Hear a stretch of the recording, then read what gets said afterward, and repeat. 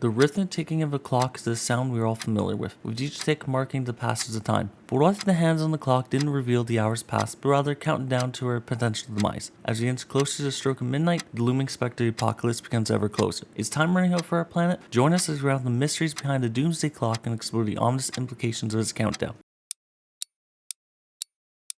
The origin of the Doomsday Clock can be traced back to the Manhattan Project, where an international group of researchers known as Chicago atomic scientists played a pivotal role. Following their participation in the project, they launched a newsletter, subsequently the magazine called the Bulletin of Atomic Scientists, in response to atomic bombings in the Japanese cities of Hiroshima and Nagasaki. Notable people who helped start the bulletin includes Robert J. Oppenheimer, Edward Teller, Albert Einstein, Hyman Goldsmith, Matthias Langdorf, and many others in the Manhattan Project. The bulletin was created as an emergency action undertaken by scientists on an urgent need for an immediate educational program about nuclear technology. In 1947, to combat the dangers nuclear bombs possess, the Bulletin of Atomic Scientists created the Doomsday Clock. The Doomsday Clock is a symbolic representation of the threat of a global catastrophe. The hands of the clock, which is at close to midnight, symbolize the level of existential risk faced by humanity. This timeless symbol is used to educate the public about our proximity to our own destruction by our own hands. As we make progress in mitigating our global challenges, the clock's hand moves backwards. Conversely, a lack of action and continued march towards potential destruction causes the clock's hand to move forward. It is also a metaphor, a reminder of the perils we must address to survive on this planet. But how close have we gotten to midnight on the clock before? Since the inception of the Doomsday Clock in 1947, the clock's hand has swayed back and forth to midnight. Many different challenges affect the clock, such as nuclear war, artificial intelligence, climate change, geopolitics, and more. Therefore, here are a few examples of past times the clock was set at. In 1947, the initial setting of the clock was set at 7 minutes to midnight. In 1953, the clock's hand was set at 2 minutes to midnight due to the United States' first thermonuclear device in November 1952, followed by the Soviet Union's test in August. In 1969, the clock's hand was set at 10 minutes to midnight due to the success of the signing of the Nuclear Non-Proliferation Treaty. Every nation, with notable exceptions of India, Israel, and Pakistan, signed the treaty. In 1990, the clock's hand was set at 10 minutes to midnight due to the fall of the Berlin Wall and the Iron Curtain, along with the unification of Germany, meaning that the Cold War is nearing its end. In 1991, the clock's hand was 17 minutes to midnight due to the United States and Soviet Union signing the first Strategic Arms Reduction Treaty, and the Soviet Union dissolves on December 26. This is the farthest from midnight the clock has been set since its inception. In 2002, the clock's hand was set at 7 minutes to midnight due to little progress in global nuclear disarmament. The United States rejected a series of arms control treaties, announces its intention to withdraw from the Anti-Ballistic Missile Treaty, and it concerns of missing weapons-grade nuclear materials that are unsecured and unaccounted for worldwide. In 2023, the clock's hand was set at 90 seconds to midnight due to the Russian invasion of Ukraine and increased risk of nuclear escalation stemming from the conflict. North Korea resumed its nuclear program and launched an ICBM over Japan in 2022, and increased risk of advanced technology and biological threats contributed to that time setting. The setting remained for the following year. As we reflect on the historical movements of the Doomsday Clock, it's not only the minutes and midnight that change, it's the way humanity subtly shifts with each adjustment. As we watch the seconds count down, how has the ticking of the symbolic timepiece influenced humanity over the years?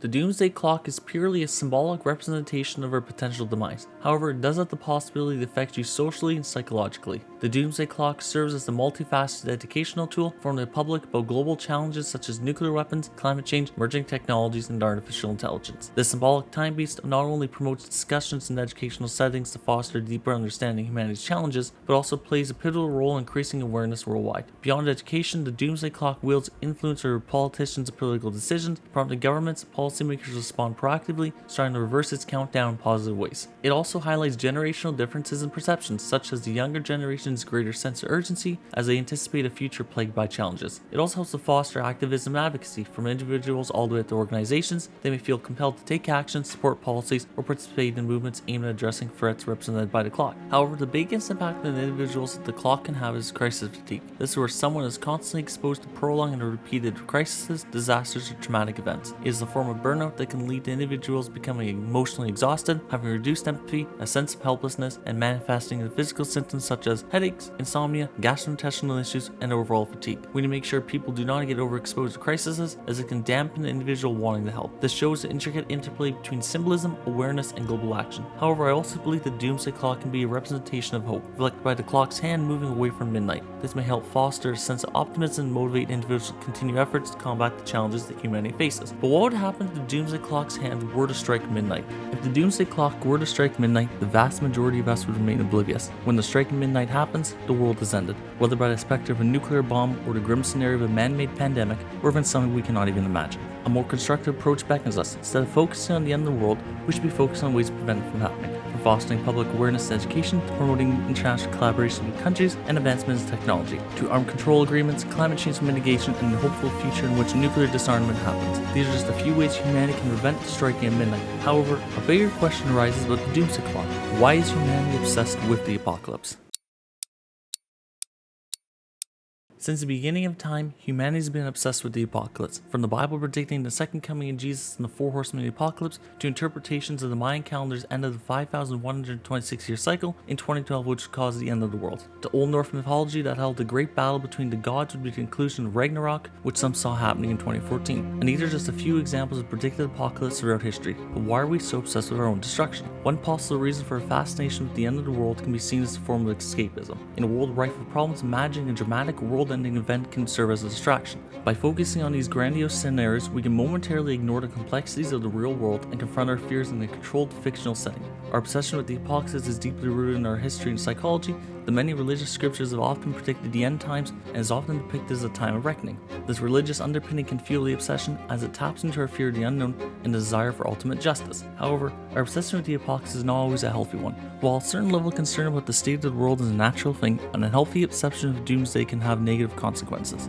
Desensitization, constant exposure to doomsday scenarios in the media can desensitize people to real-world problems. The more we focus on fictional apocalypses, the less attention we pay to real-world issues. Paralysis. Fearing what the end of the world can lead to a sense of overwhelming powerlessness, as many people feel that the issues we face are insurmountable, leading people to feel apathy and inaction. Anxiety. For some people, the obsession with the end of the world can lead to anxiety and a sense of impending doom, which will negatively affect many people's mental health. Distorted priorities. An unhealthy obsession with the apocalypse can lead to misplaced priorities. Instead of addressing the current problems of the world, we might divert resources and attention towards preparing for a future scenario that never happens.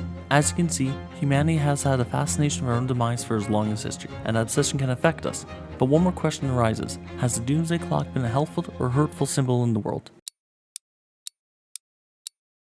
The Doomsday Clock is a very powerful symbol for the apocalypse, giving humanity insight into our possible demise. Or is it? There are many people who criticize the Doomsday Clock, such as cognitive psychologist Steven Pinker harshly criticized the Doomsday Clock as a political stunt, pointing to the words of its founder that its purpose was, quote, to preserve civilization by scaring men into rationality, end quote. He said that it's inconsistent and not based on any objective indicator of security, using an example of being further from midnight in 1962 during the Cuban Missile Crisis than the far calmer 2007. He has argued that it's another example of humanity's tendency towards historical pessimism and compared it to other predictions of self-destruction that went unfulfilled. Anders Sandberg of the Future Humanity Institute has stated that the, quote, grab bag of threats, end quote, currently mixed together by the clock can induce paralysis. Alex Barash and Slate argues that, quote, putting humanity on a permanent blanket high alert isn't helpful when it comes to policy or science, end quote, and criticized the bulletin for explaining nor attempting to quantify their methodology. The Doomsday Clock was born under the ashes of war. From its beginning in 1947 to help educate the public about nuclear weapons, to today where artificial intelligence and climate change are now on the clock's hand. It is an ever-changing symbol of humanity's obsession with the apocalypse. In understanding this fascination, we may understand the keys of reshaping our narrative from one impending doom to a saga of resilience, unity, and a determined commitment to forge a better tomorrow. Or you may believe the clock is nothing more than a political stunt. Whatever you may think, the Doomsday Clock, though laden with symbolism, ultimately urges us to become architects of our own destiny, reminding us that our shared future remains within our power to shape, safeguard, but also remind that nothing is static. We can turn back the clock and prevent ourselves from causing the catastrophe. I'd like to ask you a question for you to ponder. Should humanity let go of the Doomsday Clock as a relic of the past? And as always, stay open and stay curious.